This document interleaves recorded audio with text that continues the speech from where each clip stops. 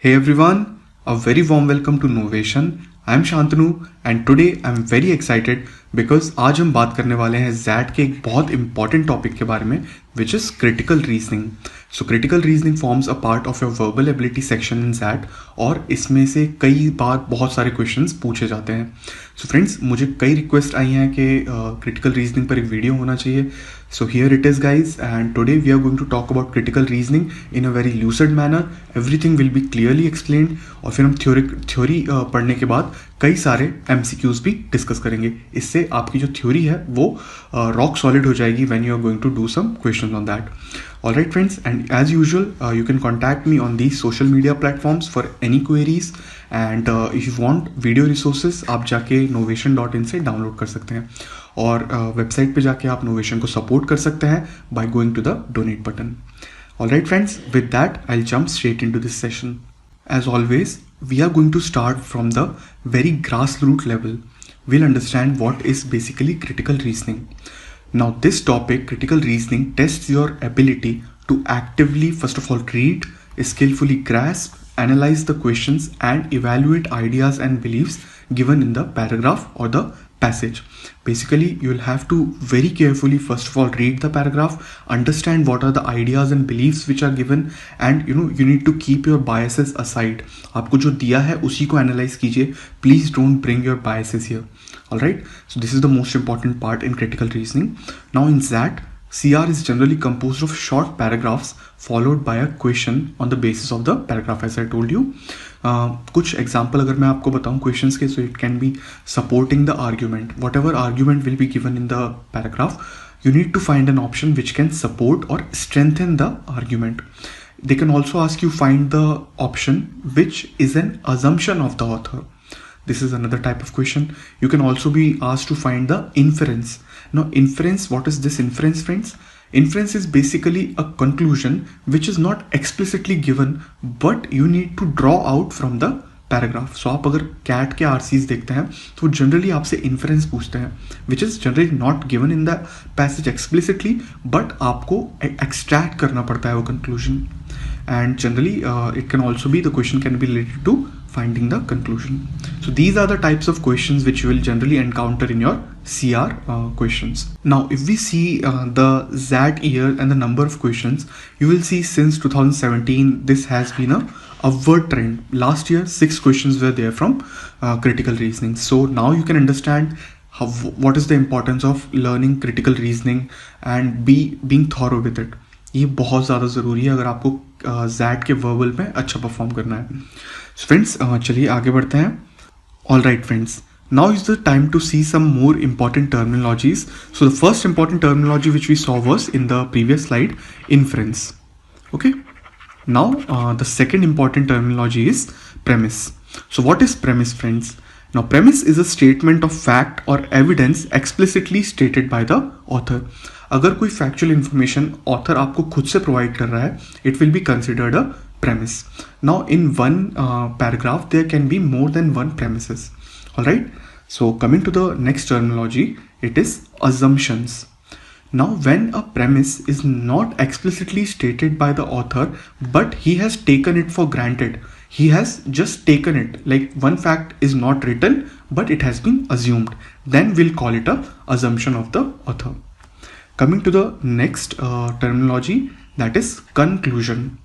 Now conclusion is an opinion that the author wants to prove by giving premises or some assumptions.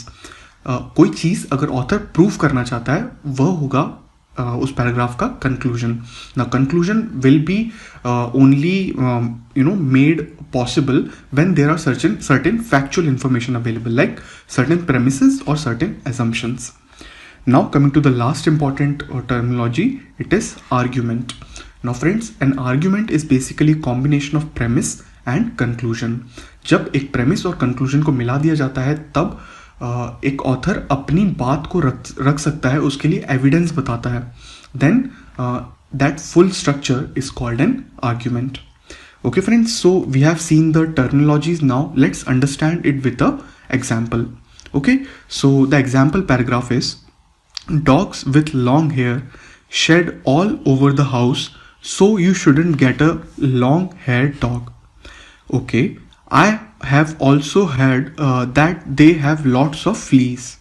So friends, here there are two things. First of all, author is trying to give us 2 points related to dog, and he has also made a conclusion remark about the dogs. Alright, so let's see what is his first factual information or first premise. So the first premise here is dogs with long hair shed all over the house.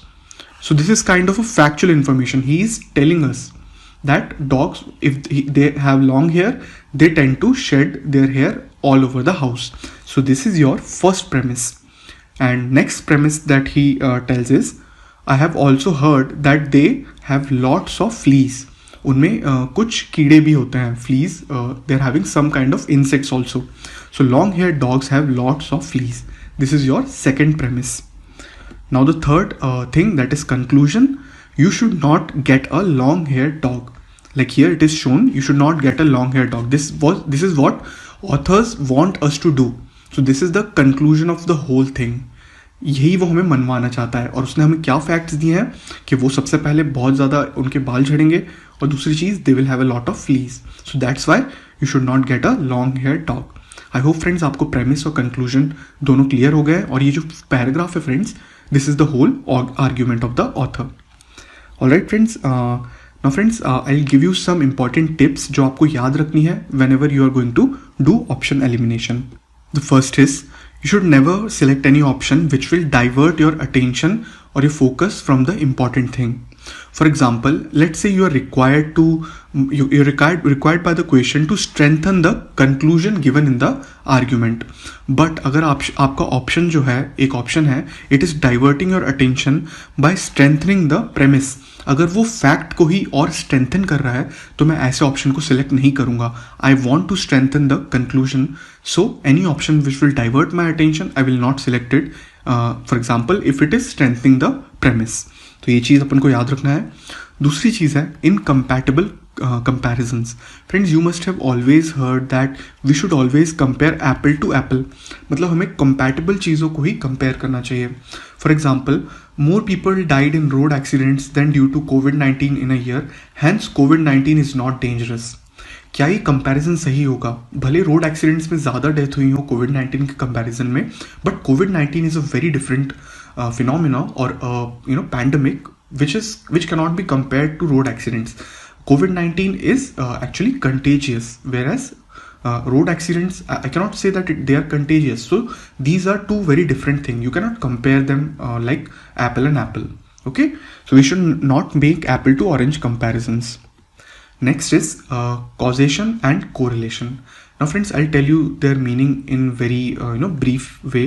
So correlation, when two things happen simultaneously, then it is called correlation.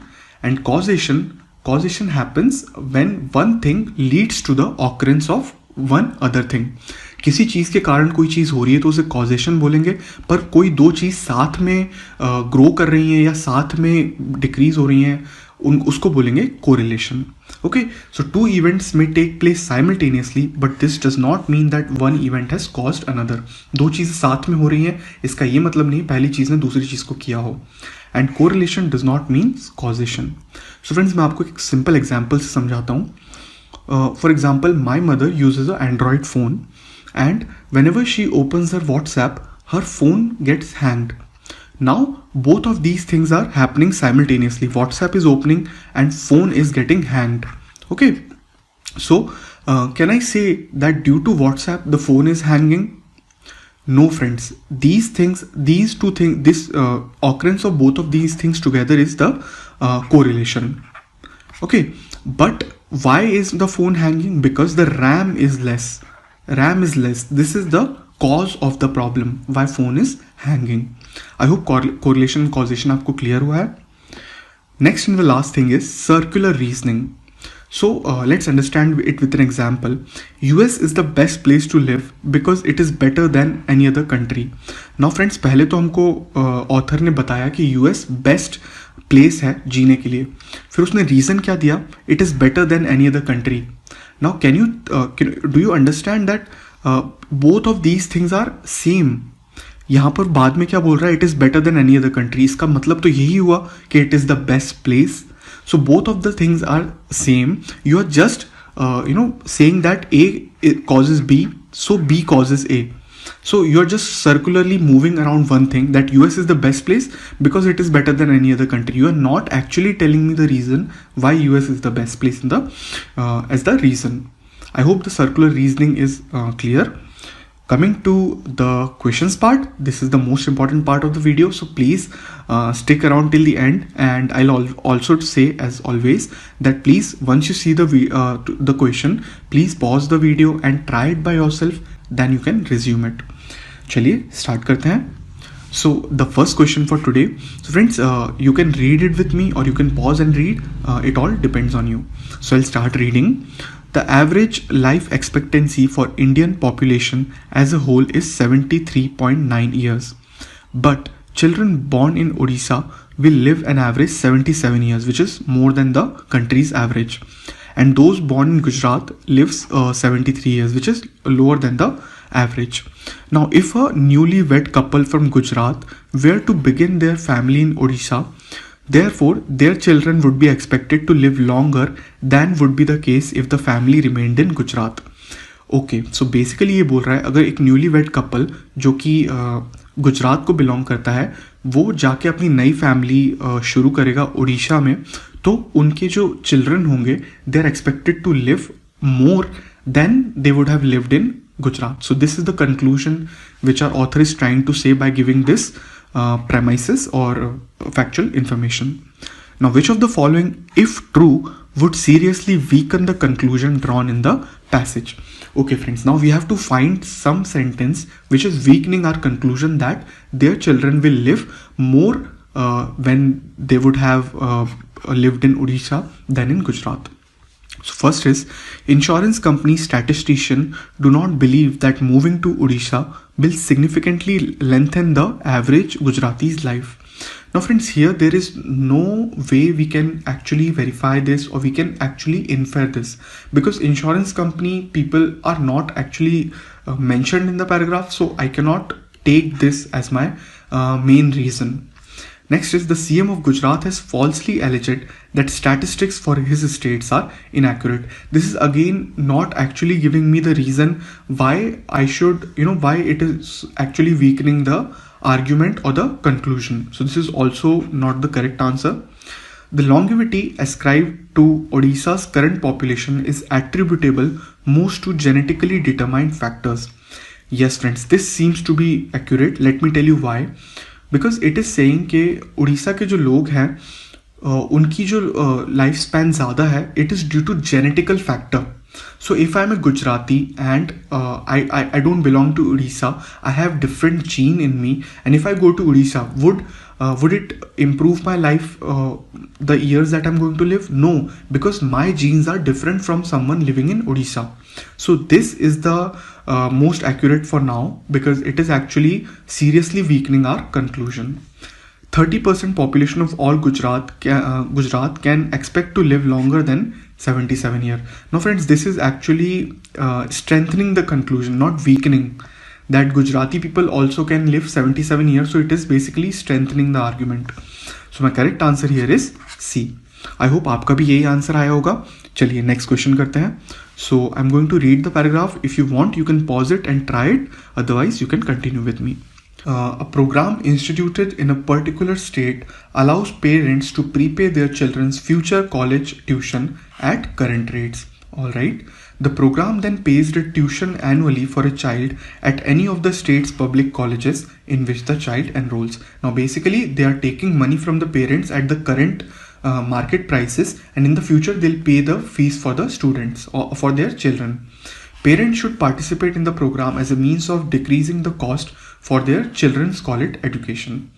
Okay, now since the current rates will be lower than the future rates, this is the assumption. So it is telling that parents should invest. The author is telling us. Which of the following, if true, is the most appropriate reason for parents not to participate in the program? Very important thing. अब parents को इस programme में invest नहीं करना है, हमें उसके लिए हमें ऑप्शंस ढूंढना है. So first is, the parents are unsure about which public college in the state will the child attend. So friends यहाँ पर बोला है कि प्रोग्राम किसी भी कॉलेज के लिए फी पे करेगा. So why should the parents be worried? They should not be worried, right? So this is not the correct option why parents should not participate. Next, the amount of money accumulated by putting the prepayment fund in an interest-bearing account today will be greater than the cost of the tuition for any public college when the child enrolls. Very nice. So what is this option saying is कि आप वो पैसा जो आप company को दोगे, जो future में आपका पैसा बच्चों की फीस में लगाएगी, उसकी जगह you put that money into an bank account which will give you certain interest and then that accumulated amount will be greater than the tuition fee. So I will take this option, right, because I'll get more money. All right, so this looks to be very good option. Next, the annual cost of tuition at the state public college is expected to increase at a faster rate than the annual increase in cost of living. Okay, so this is actually encouraging me that I should put the money with the company because state colleges की fees बढ़ने वाली है, तो पहले ही मैं अभी के amount दे दूं उनको ताकि फ्यूचर में वो लोग पे कर सकें. So this is actually strengthening, not actually discouraging them. So this is wrong. Some of the state public colleges are contemplating large increase, or again the same thing they are doing. They are trying to increase the tuition fees. So this is also wrong. So my correct answer will be B. I hope आपका भी यही answer आया होगा. आगे बढ़ते हैं. Now friends, next here. So if you want, you can pause the video or you can read it with me. Global surface temperatures in 2019 are on track to be either the second or the third warmest since record began in mid 1800. So there is temperature rise in the global environment, behind only 2016 and 2017. Okay, so 2016 में भी इतनी गर्मी पड़ी थी और 2017 में भी. On top of the long-term warming trend, temperatures in 2019 have been buoyed by moderate El Nino event that is likely to persist through the rest of the year. Okay, so 2019 में El Nino के कारण भी गर्मी बढ़ रही है. There are already there is global surface temperature increase. Now there is one more event, El Nino, which has also contributed to the increase in the temperature. So which of the following statements can be the best inferred based on the above paragraph? Now inferred, we want to find out a hidden conclusion. First, global surface temperatures are increasing at a constant rate for 3 years. Okay, so am I given this information कि constant rate पे बढ़ रहा है 2016, 2017, 2018, 19? No, I cannot conclude this. This is wrong. A moderate El Nino event increases temperature more than a weak El Nino. No, I'm just told about moderate. I don't know about weak, so this is wrong. El Nino event did not affect temperatures in 2016 and 2017. Okay, what I know is I have the information for 2019 El Nino, but do I know that it was in 2016 or not? No, I don't know. I cannot conclude this. El Nino event causes global surface temperatures to rise in the long term. Okay, let me check. So on the top of long-term warming trend, temperatures in 2019 have been buoyed. On the top of it, this is the most important thing. On the top means other than the long term. So long term, it doesn't mean that El Nino is increasing it in long term. So this is also wrong. The long-term trend of global surface temperatures is unrelated to El Nino. Perfect. Why perfect? Because there are two factors which are contributing to temperature rise. This is the global surface temperature, and the second thing is El Nino. El Nino is not related to the global surface temperature rise, so they are unrelated. This is my answer. I'll move forward to the next question. So friends, आप यहाँ पे pause कर सकते हैं या मेरे साथ read कर सकते हैं. So in Australia, jellyfish are most common between November and May. In Hawaii, jellyfish often show up on south-facing beaches 8 days after a full moon. Okay, in the Mediterranean, blooms usually appear in the summer. So blooms, are they talking about jellyfish or not? I'm really not sure. Okay, let's go ahead. Unfortunately for travelers, there is no worldwide database for recent jellyfish sightings. Okay, and tourism officials are sometimes reluctant to publicize jellyfish swarms out of fear that such news will scare off visitors. Okay so अगर tourism officials बताएंगे तो visitors डर जाएंगे बीच पे आने से, so they might not come to the beaches. Okay, so I'll read the question. Which of the following best can be best concluded from the above paragraph? So I need to find a conclusion. Celestial bodies have an influence on jellyfish sighting. Okay, I know that there is some effect of moon, like south facing beaches 8 days after a full moon. Okay, so I'll keep this option aside because it is talking about celestial body and its influence. Seasonal variation in the marine temperature impact jellyfish sightings. No, I don't think they have mentioned anywhere about the temperature as such. They have given a summer, but I cannot conclude that they are talking about temperature. Economic interest influence security advisories. Okay, but like they're talking about tourism officials sometimes being reluctant, but are these officials related to security advisories? I cannot conclude, so I cannot just take this assumption. Tourism officials hide the truth about jellyfish sighting. I don't think this is the correct option, because whenever you see that such a harsh option is there, you can conclude that it is a very far-fetched conclusion. They are actually reluctant to publicize the data, but have they actually hidden something or some truth? I don't think so. This is really a very far-fetched conclusion. Tourists visiting north-facing beaches in Hawaii do not spot jellyfishes. No, I cannot conclude that. So I'll go ahead with A, that celestial bodies like full moon have some impact on jellyfish sightings. Coming to the next question. So it was a little bit big, that's why I have removed the problem statement, but it is the same problem statement here also. So आप चाहें तो मेरे साथ read कर सकते हैं या फिर आप वीडियो पॉज करके भी आंसर देख सकते हैं. So in a 2017 survey, around 3,900 American workers, my colleagues and I found that workers report experiencing a sizable voice gap at work. Now friends, if you are a good reader, you will understand that voice gaps should be related somewhere to lower management people unable to speak up to the top management people. अगर आप एक अच्छे reader हैं तो आप समझ जाएंगे. That is a gap between how much they say or influence they feel they ought to have and how much they actually have on topics such as wages, working condition, fair treatment, and input into how they do their work.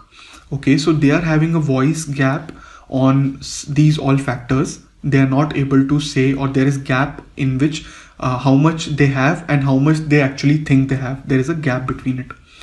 And now a second study I have just completed with a new team finds that today's workers want forms of voice and representation that go well beyond traditional unions.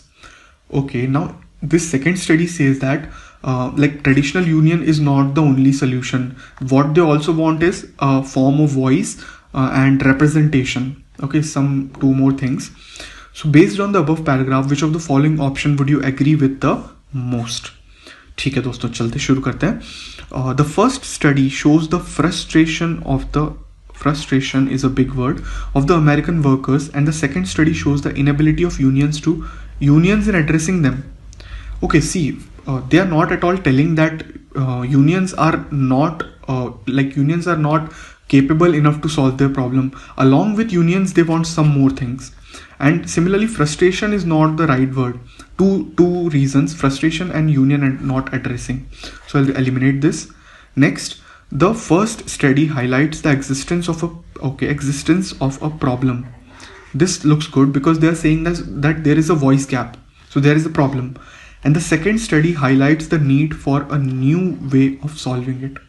Okay, yes, we see that along with unions, they also want different worker want form of voice and representation. So this is a new way of solving it. So this looks good to me. I'll keep it aside.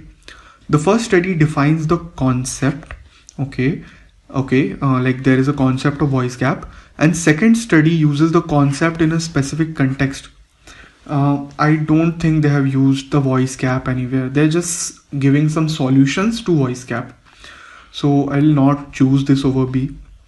B seems to be better one.